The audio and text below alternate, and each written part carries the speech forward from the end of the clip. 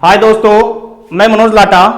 मानविक coaching classes rings की online क्लासों में आपका हार्दिक स्वागत है।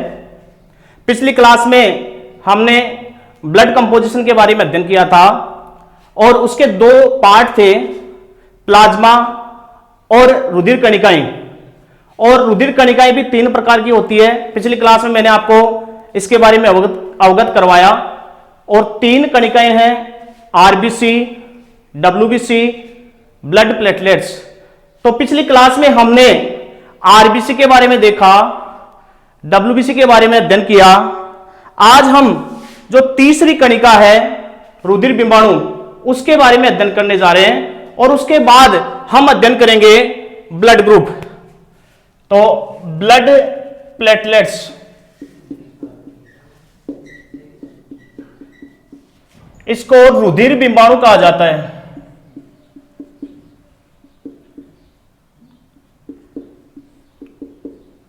देखो, रुधिर बिंबाणु है। इस रुधिर बिंबाणु का निर्माण बोन मेरो,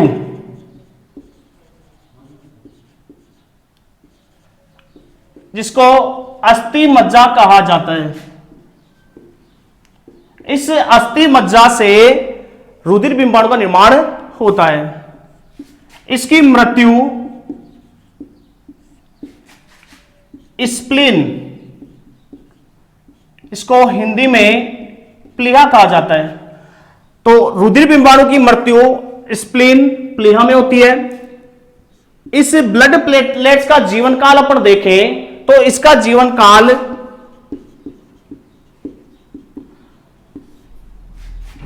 2 से 5 दिन का होता है।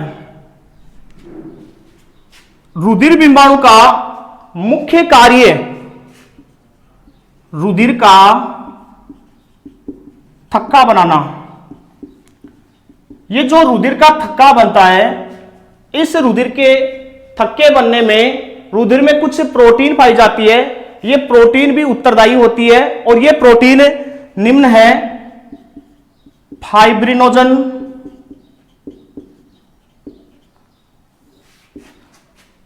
थ्रोम्बिन और प्रोथ्रोम्बिन। ये प्रोटीन रुधिर का थक्का बनाने में सहायता करती है। इसके अलावा एक विटामिन है, विटामिन के। विटामिन के भी रुधिर का जो थक्का बनता है, इस थक्का बनाने में सहायक है।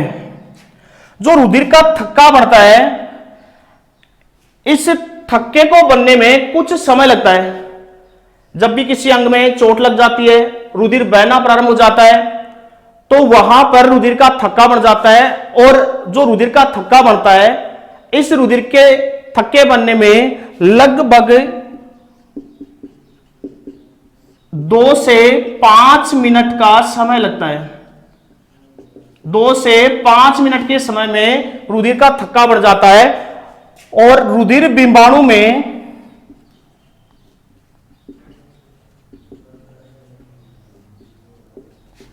केंद्रक अनुपस्थित होता है। रुधिर बिंबाणु में केंद्रक क्या पाया जाता है? अब्सेंट होता है। रुधिर बिंबाणु में केंद्रक अब्सेंट होता है। इसके बारे में हम इतना अध्ययन करेंगे। अब हम आगे जो काफी महत्वपूर्ण टॉपिक है, ब्लड ग्रुप, मैं आपको अच्छी तरह से समझाने जा रहा हूं। इस टॉपिक से काफी कंपटीशन एग्जाम में क्वेश्चन पूछे जाते हैं। यदि आप दोस्तों ध्यानपूर्वक इस टॉपिक को समझोगे और ध्यानपूर्वक इस टॉपिक को आप देखोगे, तो इस टॉपिक से आपका एक क्वेश्चन भी गलत नहीं होने वाला है। तो दोस्तों अब शुरुआत करते हैं हम ब्लड ग्रुप, रक्त समूह।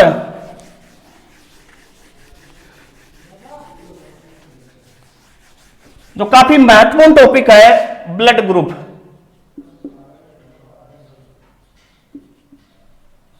रक्त समूह।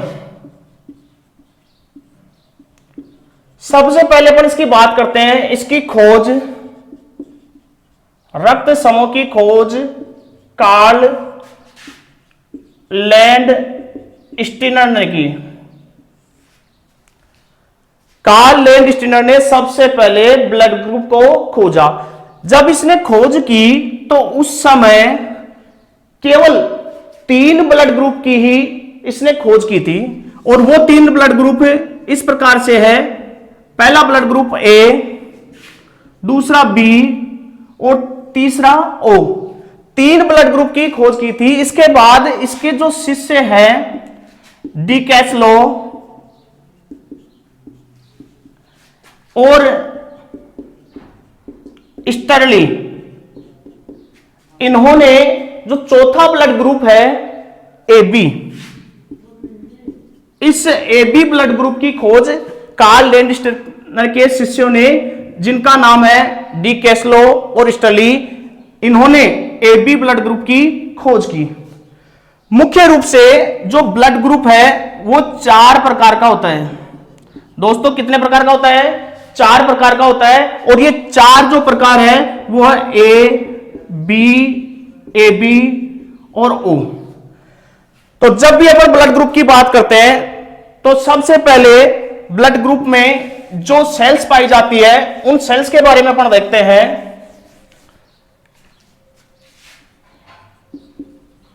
ब्लड ग्रुप रक्त समूह में, रक्त समूह की जब भी स्टडी करते हैं तो इस रक्त समूह में 3 प्रकार की सेल्स पाई जाती है, आरबीसी, डब्ल्यूबीसी और ब्लड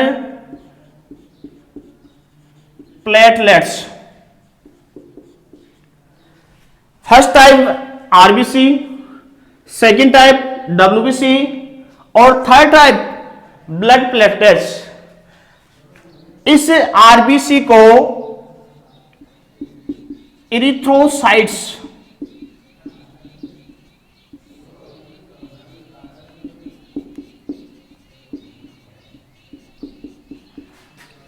डब्ल्यूबीसी को ल्यूकोसाइट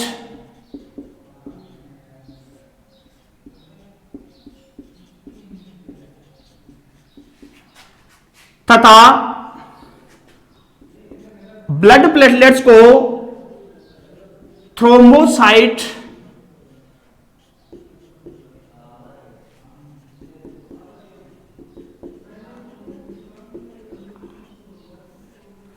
थ्रोम्बोसाइट्स कहा जाता है। तो आरबीसी को इरिथ्रोसाइट्स, डब्ल्यूबीसी को ल्यूकोसाइट्स और ब्लड प्लेटलेट्स को थ्रोम्बोसाइट्स कहा जाता है। देखो दोस्तों, जब भी ब्लड ग्रुप की बात करते हैं तो इसमें प्रमुख रूप से आरबीसी का अपन अध्ययन करेंगे। आरबीसी के बारे में अपन देखेंगे। ये एक आरबीसी है और इस आरबीसी की सरफेस पर केमिकल सब्सटेंस पाया जाता है, रासायनिक पदार्थ पाए जाते हैं। अर्थात आरबीसी की सरफेस पर केमिकल सब्सटेंस प्रेजेंट होते हैं और इन केमिकल सब्सटेंस को एंटीजन कहा जाता है। हिंदी में इसका नाम है प्रतिजन। और प्रतिजन का संबंध ब्लड ग्रुप से होता है। प्रतिजन का संबंध किससे होता है? ब्लड ग्रुप से। देखो प्रतिजन है क्या? हमारी बॉडी में हजारों की संख्या में केमिकल्स पाए जाते हैं। हमारे बॉडी में हजारों प्रकार के केमिकल्स अंदर प्रवेश करते हैं और 1000 प्रकार के केमिकल्स हमारी बॉडी से बाहर निकलते हैं। तो एंटीजन वे केमिकल होते हैं, वे रासायनिक पदार्थ होते हैं जो बाहर से बॉडी के अंदर प्रवेश करते हैं और बॉडी उन केमिकल से रिएक्ट करती है और रिएक्ट करने के लिए बॉडी के द्वारा एंटीबॉडी प्रतिजन का निर्माण होता है। तो एंटीजन उन केमिकल पदार्थों को कहा जाता है जो हमारे शरीर के अंदर प्रवेश करते हैं और हमारी जो बॉडी है, हमारा जो शरीर है, उन रासायनिक पदार्थों के प्रति रिएक्ट करते हैं। उन रासायनिक पदार्थों को एंटीजन कहा जाता है। तो एंटीजन का संबंध ब्लड ग्रुप से होता है।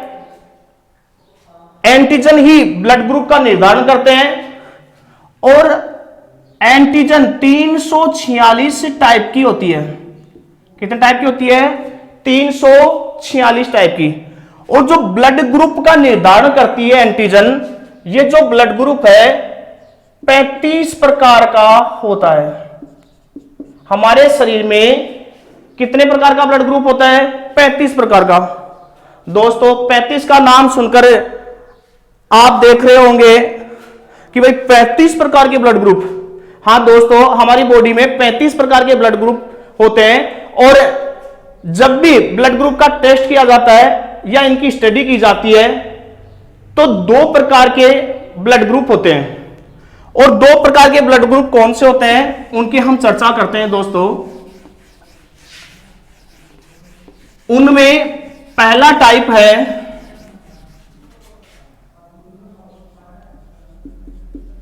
एबीओ ब्लड ग्रुप टाइप, और दूसरा है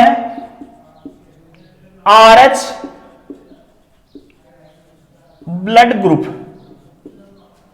आरएच ब्लड ग्रुप। हम पहले एबीओ टाइप ब्लड ग्रुप को देखते हैं। दोस्तों एबीओ ब्लड ग्रुप है। इस एबीओ ब्लड ग्रुप में 2 प्रकार की एंटीजन पाई जाती है। और ये 2 प्रकार की एंटीजन, एंटीजन ए तथा एंटीजन बी। तो एंटीजन हमारे ब्लड ग्रुप में 2 प्रकार की पाई जाती है एबीओ ब्लड ग्रुप टाइप में, एंटीजन ए और एंटीजन बी। देखो ये फर्स्ट आरबीसी सेल्स है। इस फर्स्ट आरबीसी सेल्स के ऊपर या फर्स्ट आरबीसी सेल्स की सरफेस के ऊपर chemical substance present, antigen present. दूसरी आरबीसी सेल्स है। इस दूसरी आरबीसी सेल्स की सरफेस पर केमिकल प्रेजेंट या एंटीजन प्रेजेंट। तीसरी प्रकार की आरबीसी सेल्स है। इसकी सरफेस पर एंटीजन प्रेजेंट, क्योंकि एंटीजन आरबीसी की सरफेस पर पाया जाता है।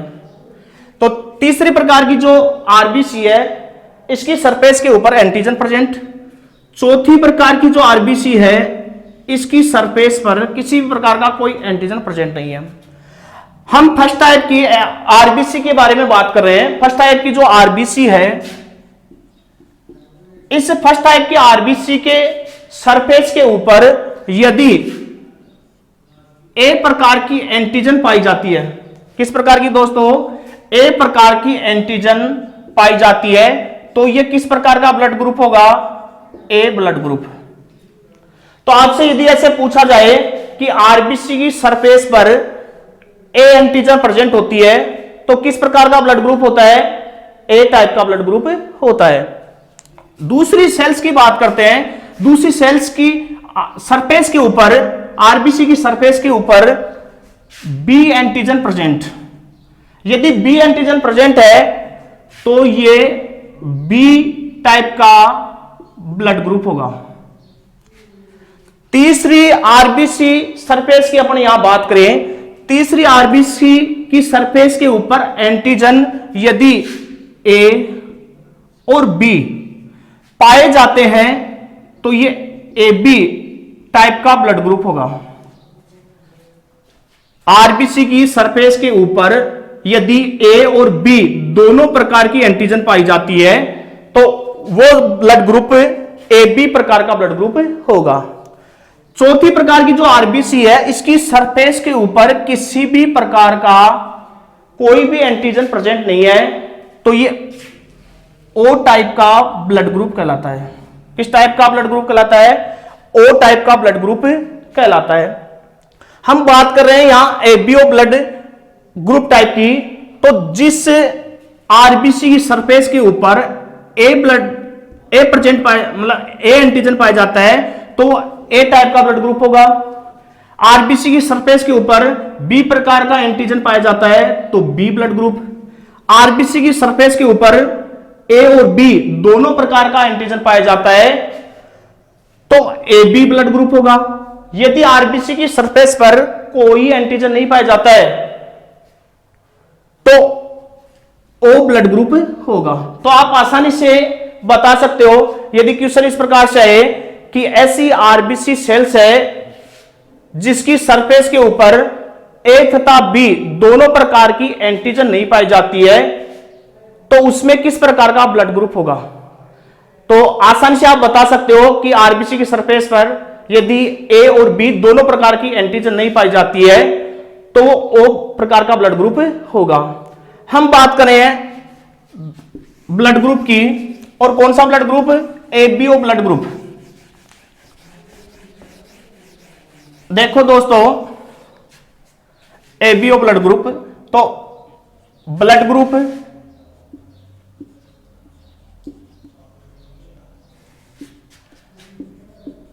एंटीजन एंटीबॉडी ए ब्लड ग्रुप है। इस ए ब्लड ग्रुप में किस प्रकार की एंटीजन पाई जाती है? A antigen. और इसको न्यूट्रलाइज करने के लिए, उदासीन करने के लिए हमारे शरीर में एंटीबॉडी का फॉर्मेशन होता है और वो एंटीबॉडी बनती है स्मॉल बी। तो ए प्रकार का जो ब्लड ग्रुप है उसमें एंटीबॉडी स्मॉल बी। दूसरा टाइप बी, इसमें एंटीजन बी और एंटीबॉडी स्मॉल ए।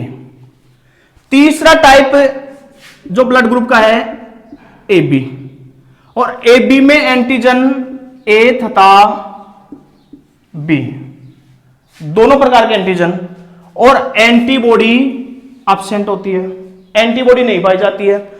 चौथे प्रकार के ब्लड ग्रुप की बात करें अपन तो ब्लड ग्रुप है ओ।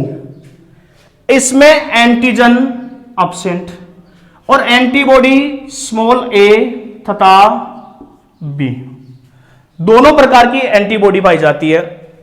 अब हम यहां ब्लड ट्रांसफ्यूज की बात करें कि रुधिर स्थानांतरित किया जाता है तो किस प्रकार से स्थानांतरित किया जाता है उसके बारे में अपन स्टडी करते हैं, उसके बारे में देखते हैं। ये जो ए प्रकार का ब्लड ग्रुप है, ये ए प्रकार का ब्लड ग्रुप यदि बी प्रकार के ब्लड ग्रुप को ब्लड देता है तो ए में पहले से क्या है?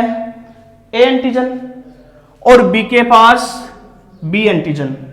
तो ये बी जो ब्लड ग्रुप है, इस बी ब्लड ग्रुप के लिए ये जो एंटीजन ए है, ये एंटीजन इसके लिए नया केमिकल सब्सटेंस है या नया एंटीजन है। तो इसको ब्लड डोनेट करता है, इसको ब्लड देता है या ब्लड ट्रांसफ्यूज करता है तो इसमें पहले से एंटीबॉडी ए होती है। ब्लड ग्रुप बी के रुधिर में एंटीबॉडी ए होती है। तो आपकी जानकारी के लिए मैं थोड़ा सा बता दूं, आपको पता भी हो जाएगा कि भाई कौन सा ब्लड ग्रुप किस ब्लड ग्रुप से मैच नहीं करता है। उसके बारे में थोड़ी सी मैं आपको जानकारी बता दूं। देखो, एंटीजन ए, इस एंटीजन ए को न्यूट्रलाइज करने के लिए बॉडी में एंटीबॉडी बी बढ़ती है, लेकिन यदि एंटीजन और एंटीबॉडी समान हो जाते हैं अल्फाबेट के अनुसार, एंटीजन ए और एंटीबॉडी ए यदि ब्लड में प्रेजेंट होती है तो दोनों रिएक्ट करेंगे, और रिएक्ट करेंगे तो ब्लड की क्लोटिंग हो जाएगी, रुधिर का थक्का बढ़ जाएगा और व्यक्ति की मृत्यु हो जाएगी।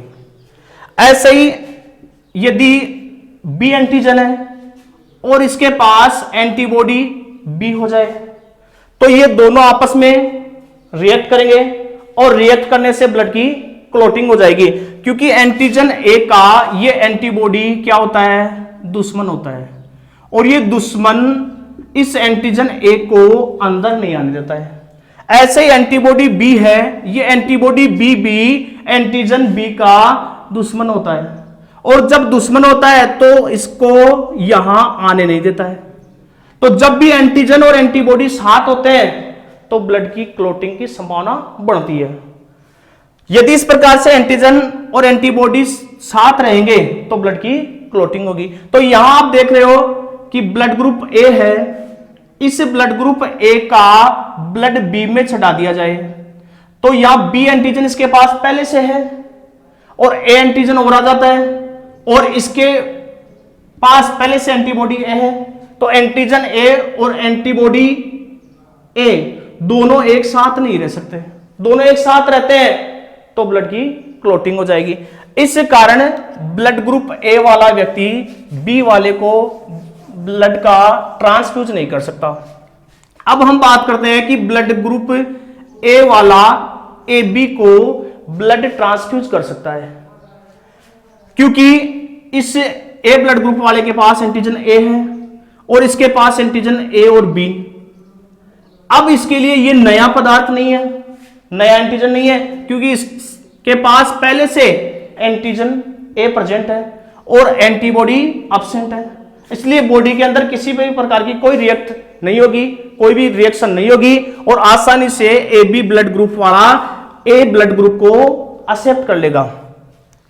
ऐसे ही बी वाला ए बी को देता है, ए बी को देता है तो इसमें प्रेजेंट क्या है, एंटीजन ए, और एंटीजन ए इसके लिए नया नहीं है क्योंकि इसके पास पहले से एंटीजन ए है और एंटीबॉडी है ही नहीं इसमें, तो ये बी ब्लड ग्रुप वाले का ब्लड भी आसानी से एक्सेप्ट कर लेगा। ओ ब्लड ग्रुप है, ओ ब्लड ग्रुप वाला ए बी को ब्लड दे सकता है, क्यों, क्योंकि इसके पास एंटीजन प्रेजेंट ही नहीं है। जब भी ब्लड ट्रांसफ्यूज किया जाता है तो एंटीजन का ध्यान रखा जाता है, तो ये आसानी से इसको ब्लड दे सकता है और ए बी वाला आसानी से ब्लड को एक्सेप्ट कर सकता है। इसलिए इस ए बी ब्लड ग्रुप को यूनिवर्सल एक्सेप्टर कहा जाता है, क्योंकि इसमें दोनों एंटीजन प्रेजेंट होते हैं। और ओ ब्लड ग्रुप है, इस ओ ब्लड ग्रुप को यूनिवर्सल डोनर कहा जाता है, क्योंकि ये ओ ब्लड ग्रुप वाला सभी को दे सकता है, इसलिए इसको यूनिवर्सल डोनर, हिंदी में इसको कहा जाता है सर्वदाता। सर्वदाता का मतलब जो सभी को दे सके, और यूनिवर्सल एक्सेप्टर का मतलब सर्वग्राही, जो सभी को, सभी रुधिर वर्ग से रुधिर ले सके। तो सर्वग्राही रुधिर वर्ग कौन सा है, ए बी, और सर्वदाता रुधिर वर्ग कौन सा है, ओ। दाता और ग्राही शब्द मतलब जो रुधिर को ग्रहण करता है वो ग्राही और जो रुधिर को देता है वो दाता। तो हम ब्लड ग्रुप के बारे में यहां देख रहे हैं, एंटीजन एंटीबॉडी के बारे में हमने देखा, तो आपको आसानी से अच्छी तरह से समझ में आ गया कि भाई कौन से ब्लड ग्रुप में कौन सा तो एंटीबॉडी पाया जाता है और कौन सा एंटीजन पाया जाता है। देखो ब्लड ग्रुप, एंटीजन और एंटीबॉडी,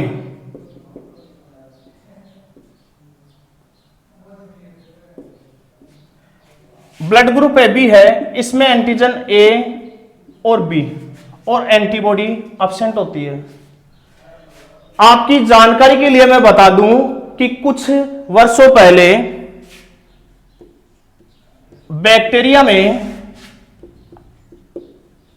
एक एंजाइम की खोज हुई और उस एंजाइम का नाम है ग्लाइकोसाइडेज। इस ग्लाइकोसाइडेज की क्या उपयोगिता है कि ये आरबीसी सेल्स है, इस आरबीसी सेल्स के ऊपर एंटीजन प्रेजेंट है,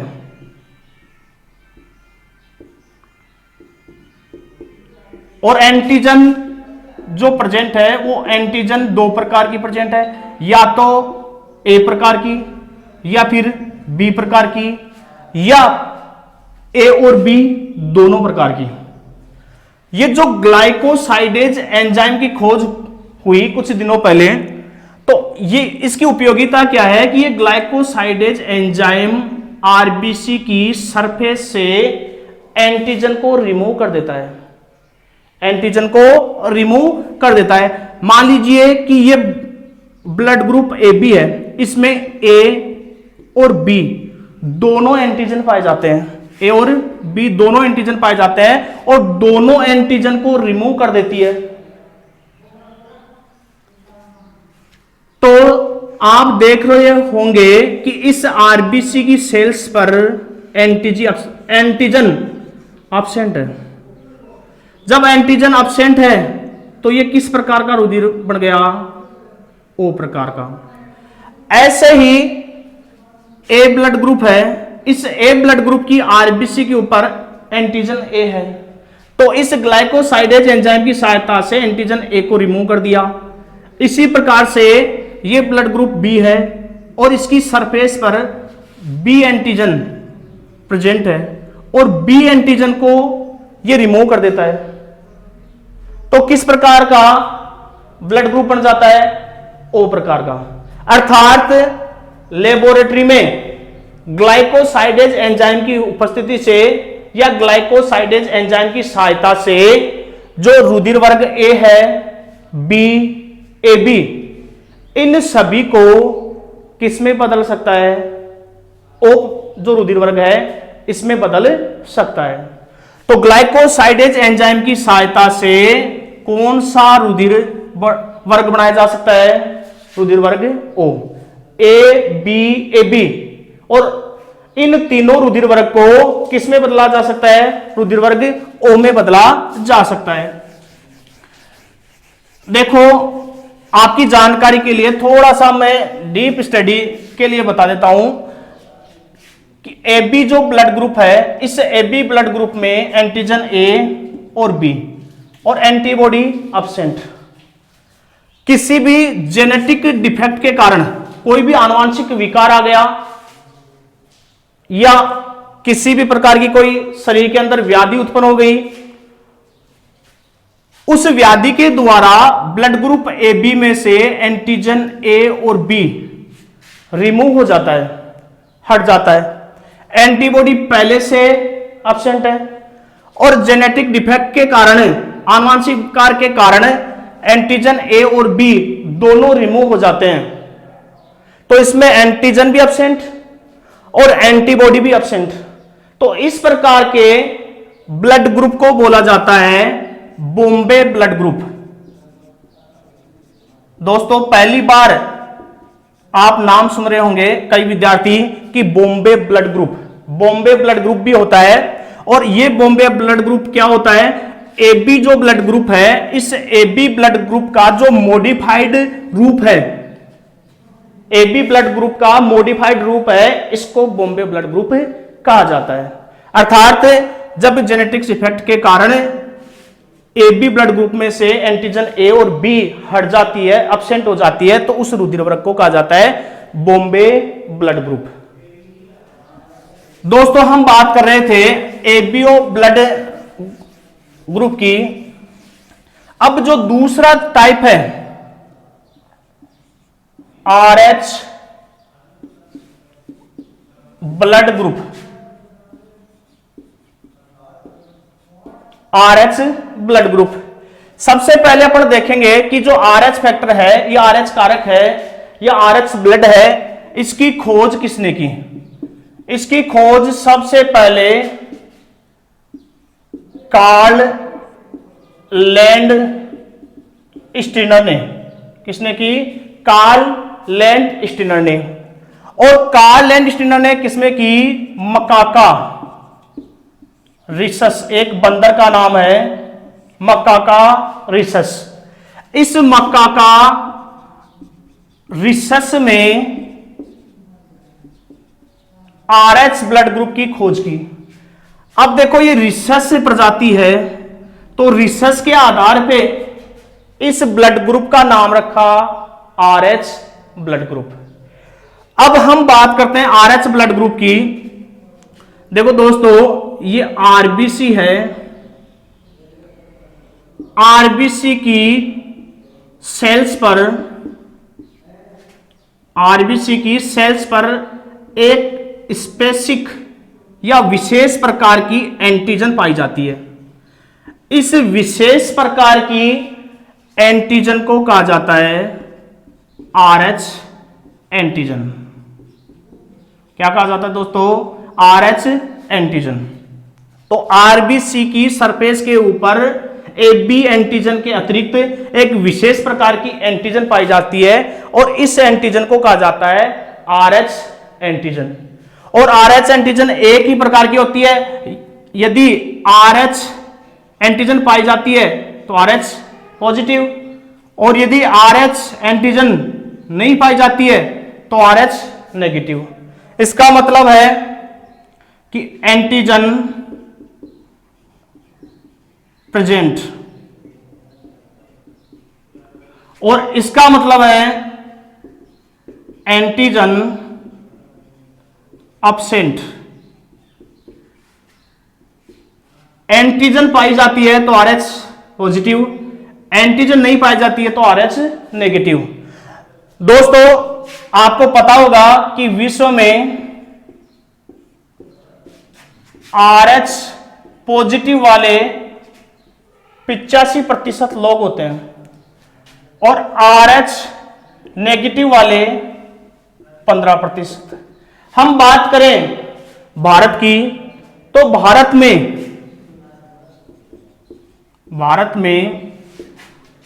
RH पॉजिटिव 93%, 93%, और RH नेगेटिव 7% लोग होते हैं।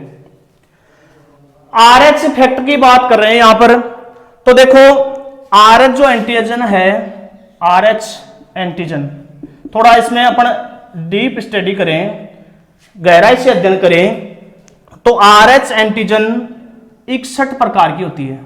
कितने प्रकार की होती है? 61 प्रकार की RH एंटीजन होती है।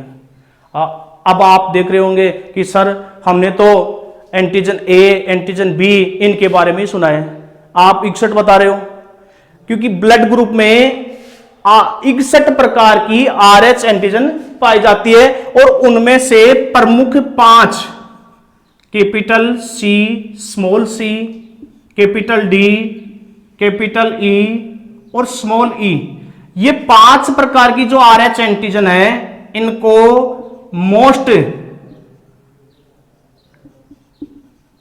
एंटीजन कहा जाता है।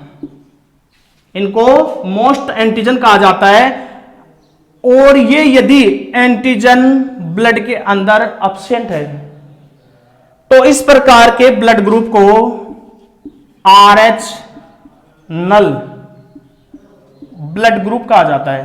यदि ब्लड के अंदर RH एंटीजन अब्सेंट हो तो उस ब्लड ग्रुप को RH नल ब्लड ग्रुप कहा जाता है। और इस प्रकार के रुधिर को दोस्तों गोल्डन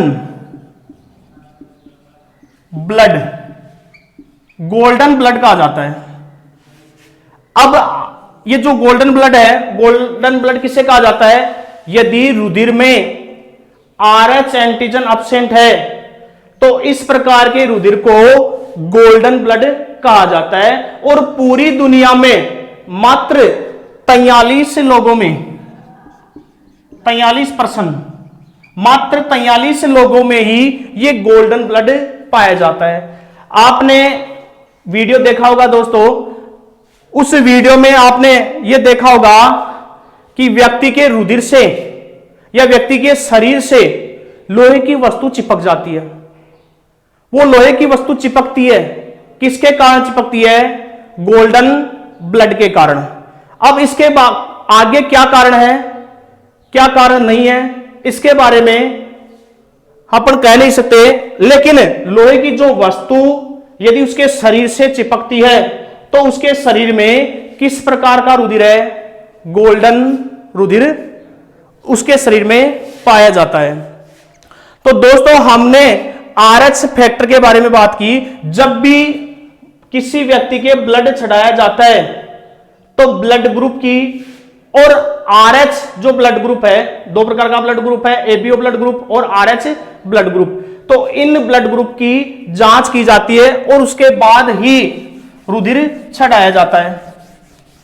तो यदि RH ब्लड ग्रुप और ABO ब्लड ग्रुप को सम्मिलित कर दिया जाए,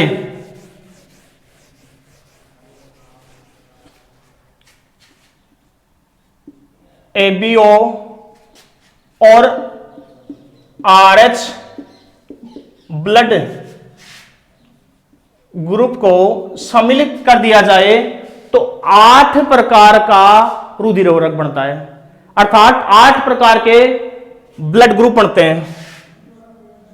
ए positive, A negative, B positive, B negative, A B positive और ए बी नेगेटिव,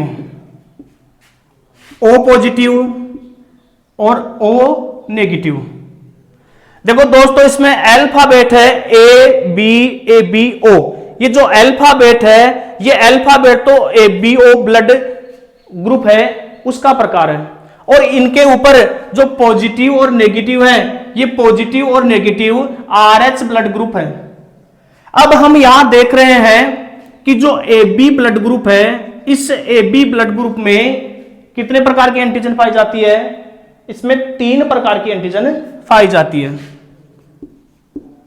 3 प्रकार की एंटीजन। कितने प्रकार की एंटीजन पाई जाती है? 3 प्रकार की एंटीजन पाई जाती है। एक तो एंटीजन A, दूसरी B और तीसरी एंटीजन RH एंटीजन। तो 3 प्रकार की एंटीजन पाई जाती है। तो सबसे ज्यादा एंटीजन जो प्रेजेंट है वो रुधिर वर्ग AB में प्रेजेंट है, इसलिए इसको मोस्ट यूनिवर्सल एक्सेप्टर कहा जाता है। और जो O नेगेटिव है, इस O नेगेटिव में एंटीजन एब्सेंट, तो इसको most universal donor, most universal donor कहा जाता है। देखो दोस्तों, एग्जाम में यदि इस प्रकार से पूछ लिया जाए कि सर्वग्राही रुधिर वर्ग है, देखो पहला ऑप्शन इस प्रकार से आता है जो आपको कंफ्यूज में करता है। तो पहला ऑप्शन आएगा AB, दूसरा ऑप्शन AB प्लस, तीसरा ऑप्शन O और चौथा ऑप्शन नन ऑफ दीज, इनमें से कोई नहीं। तो क्वेश्चन को अधिकांश अभ्यर्थी ध्यानपूर्वक पढ़ते ही नहीं है। क्वेश्चन को पढ़ा और तुरंत उसको पहले ऑप्शन में उसका नजदीकी जवाब मिल गया तो पहले ऑप्शन को वो सही मान लेते हैं कि भाई सर्वाधिक रुधिर वर्ग है। प्रश्न को पढ़ा और पढ़ते ही पहला ऑप्शन AB आ गया, आगे पढ़ते ही नहीं है और AB इसके ऊपर टिक लगा देते हैं, जबकि ये गलत हो जाता है। क्योंकि यहां मोस्ट यूनिवर्सल एक्सेप्टर रुधिर कौन सा है? AB रुधिर वर्ग है, क्योंकि इसमें 3 प्रकार की एंटीजन पाई जाती है। तो दोस्तों, आपको ये अच्छी तरह समझ में आया है। आप आगे भविष्य में इस प्रकार के क्वेश्चन आते हैं तो आप उनको गलत नहीं करोगे और उनको सही कर पाओगे, क्योंकि मोस्ट जो यूनिवर्सल एक्सेप्टर है वो रुधिर वर्ग AB प्लस है और मोस्ट यूनिवर्सल डोनर जो रुधिर वर्ग है वो O नेगेटिव है। अब आपको एक कॉलम के द्वारा, एक सारणी के द्वारा मैं आपको ब्लड ग्रुप के बारे में बताना चाहूंगा, जिससे आपको अच्छी तरह क्लियर हो जाए। और दोस्तों, आप किसी भी प्रकार के एग्जाम में यदि ऐसा क्वेश्चन पूछा जाए कि कौन सा रुधिर किसको दे सकता है, तब आप आसानी से ऐसे क्वेश्चन को हल कर पाओगे। तो एक सारणी अपन देखते हैं और इस सारणी के माध्यम से हम कौन सा रुधिर वर्ग किसको दे सकता है उसके बारे में जानकारी लेते हैं। ब्लड ग्रुप,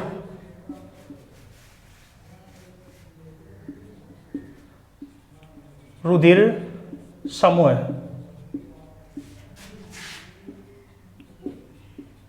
जिसको दे सकता है, जिससे ले सकता है, जिसको दे सकता है, जिससे ले सकता है। रुधिर वर्ग 4 प्रकार का, ए बी और ओ, जिसको दे सकता है। इतना ध्यान रखना है कि रुधिर वर्ग 4 प्रकार का होता है, खुद को तो देता ही देता है। जो भी रुधिर वर्ग है वो खुद को तो देता ही देता है। और यूनिवर्सल डोनर कौन सा है? रुधिर वर्ग ओ। और यूनिवर्सल एक्सेप्टर, सर्वग्राही रुधिर वर्ग कौन सा है? A B. तो ए बी सबसे लेता है और ओ सबको देता है। तो जो ए रुधिर वर्ग है ये किसको दे सकता है? ए को। खुद को तो देता ही देता है। इसके बाद इसके अलावा किसको दे सकता है? ए बी को, क्योंकि ये क्या है? सर्वग्राही है। और ये किससे ले सकता है? खुद से तो लेता ही लेता है, ए।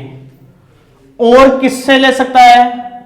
ओ से, क्योंकि ओ क्या है? यूनिवर्सल डोनर है, सर्वदाता है। अब बात करते हैं अगले रुधिर वर्ग की। रुधिर वर्ग बी, ये खुद को तो देता ही देता है और ए बी, तो बी को दे सकता है, ए बी को दे सकता है। और किससे ले सकता है? खुद से लेता है और ओ से लेता है। तीसरे रुधिर वर्ग की अपन बात करते हैं। जो तीसरा रुधिर वर्ग है ए बी, ये किसको दे सकता है? केवल ए बी को। किसको दे सकता है? केवल ए बी को। और किससे ले सकता है? सर्वग्राही है, तो सबसे लेगा, ए बी और ओ सबसे लेता है। चौथा रुधिर वर्ग है, इसकी बात करें अपन। चौथा रुधिर वर्ग ओ है, ये किसको दे सकता है? सबको दे सकता है, क्योंकि यूनिवर्सल डोनर। ए बी और ओ, चारों को ये दे सकता है। और रुधिर वर्ग ओ से ले सकता है। तो इस चार्ट के माध्यम से आपको अच्छी प्रकार से समझ में आया होगा कि भाई कौन सा रुधिर वर्ग किसको दे सकता है और किससे ले सकता है। ये इस सारणी के माध्यम से आपको अच्छी तरह समझ में आया होगा। एक बार दोबारा इसका रिवाइज करवा देता हूं मैं। ए रुधिर वर्ग है, वो खुद को तो देता ही देता है और खुद से ले सकता है। बी रुधिर वर्ग खुद को तो देता ही देता है और खुद से ले सकता है। ए बी रुधिर वर्ग सर्वग्राही है। ओ रुधिर वर्ग सर्वदाता है, सभी को दे सकता है। और ए बी सभी से ले सकता है। तो यहां ब्लड ट्रांसफ्यूज की, जो रक्त का स्थानांतरण किया जाता है, उसका अध्ययन हमने सारणी बनाकर किया है। सारणी के माध्यम से आपको अच्छी तरह समझ में आया होगा कि भाई कौन किसको रुधिर दे सकता है। एक आपकी जानकारी के लिए मैं बता दूं कि जो ऑक्टोपस, घोंगा, इनका जो रुधिर होता है, इनके रुधिर का रंग कैसा होता है? नीला। इनका रुधिर किस रंग का होता है? नीला रंग का होता है। और नीला रंग का होता है किसके कारण होता है? एक वर्णक पाया जाता है और इस वर्णक का नाम है हीमोसाइनिन। इस हीमोसाइनिन वर्णक के कारण रुधिर का रंग कैसा होता है? नीला होता है। और शरीर में रुधिर को जमने से रोकता है। एक प्रोटीन है जो शरीर के अंदर रुधिर को जमने से रोकती है और उस प्रोटीन का नाम है हिपेरिन। Heparin protein. यह हिपेरिन प्रोटीन रुधिर को शरीर के अंदर जमने से रोकती है। तो दोस्तों हम बात कर रहे थे ब्लड ग्रुप की। तो इससे संबंधित हम एक रोग है इरिथ्रोब्लास्टोसिस फिटलिस, गर्भ रक्ताणु कोरकता, उसके बारे में देखते हैं। इरिथ्रोब्लास्टोफिटलिस, गर्भ रक्ताणु कोरकता। गर्भ रक्ताणु कोरकता।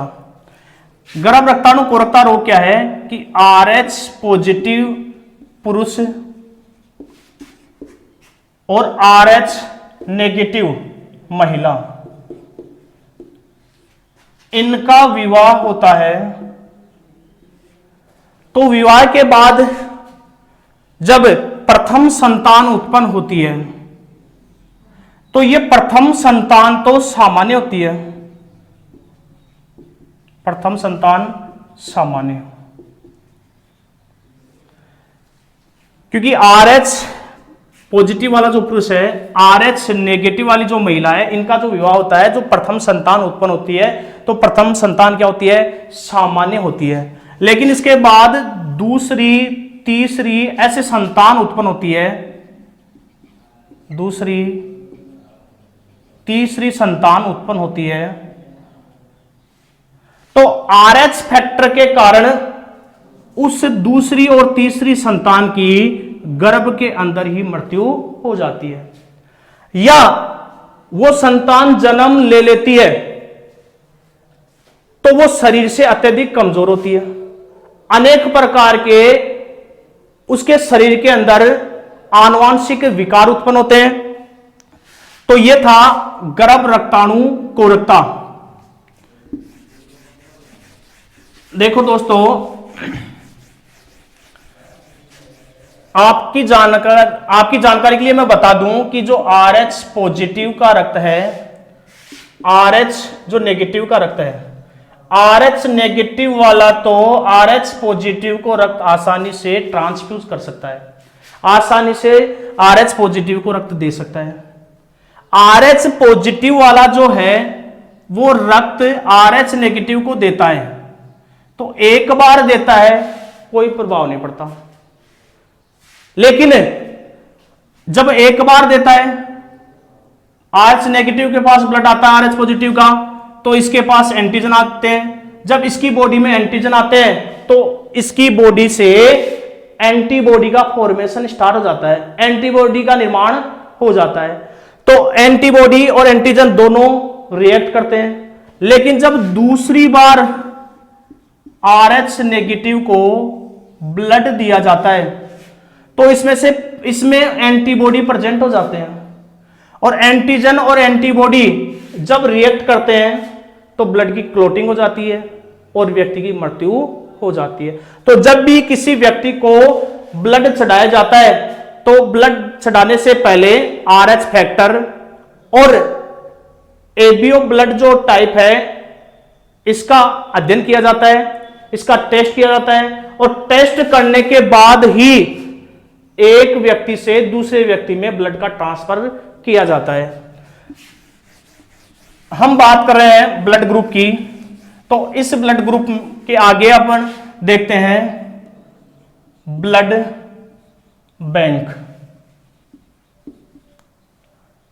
इसको कहा जाता है रक्त बैंक या रुधिर बैंक।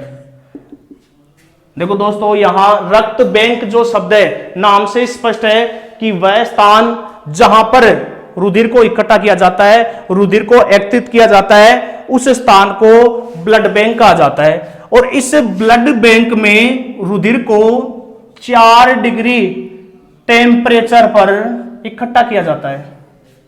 ब्लड बैंक में रुधिर को कितने टेम्परेचर पर रखा जाता है? 4 डिग्री सेल्सियस टेम्परेचर पर रखा जाता है। और इसको सुरक्षित रखने के लिए 42 दिन तक ब्लड को सुरक्षित रखा जाता है, अर्थात 6 सप्ताह है।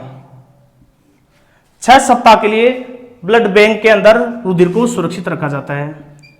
और ब्लड को ब्लड बैंक में सुरक्षित रखने के लिए ब्लड में एक रासायनिक पदार्थ मिलाया जाता है, और उस रासायनिक पदार्थ से वो ब्लड सुरक्षित और संरक्षित रहता है। जो रासायनिक पदार्थ मिलाया जाता है उस रासायनिक पदार्थ का नाम है सोडियम साइट्रेट। सोडियम साइट्रेट रुधिर के अंदर मिलाकर रुधिर को सुरक्षित किया जाता है। और जिस स्थान पर इसको रखा जाता है उसको कहा जाता है रक्त बैंक, ब्लड बैंक। तो दोस्तों, आज हमने जो भी टॉपिक लिए और जिन टॉपिक का अध्ययन किया वो आपको अच्छी तरह समझ में आए होंगे। तो आप जल्दी से लाइक कीजिए, सब्सक्राइब कीजिए और शेयर कीजिए। अगली क्लास में अगले वीडियो के साथ अपन लेकर आएंगे। तब तक के लिए आज के लिए इतना ही काफी। धन्यवाद। थैंक्स। जय हिंद, जय भारत।